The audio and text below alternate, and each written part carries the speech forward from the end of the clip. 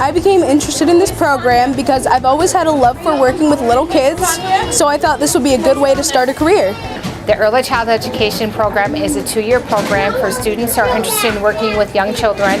We have hands-on experiences both the junior and senior year. We teach them about physical, emotional, cognitive development of children up through the age of about 8 years old.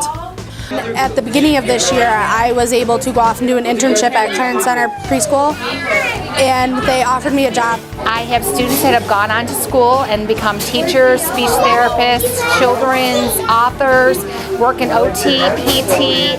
I'm currently an assistant teacher at Doodlebugs, so after high school I want to try and become a lead teacher there. The best part of this program is being able to work with kids 2 times a week. I just believe that people should really take an effort and try this program out.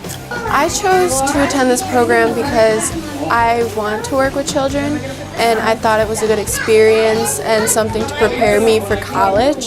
I would recommend this program for others because you meet a lot of new people outside your school district. You truly get a head start on the career that you want to do.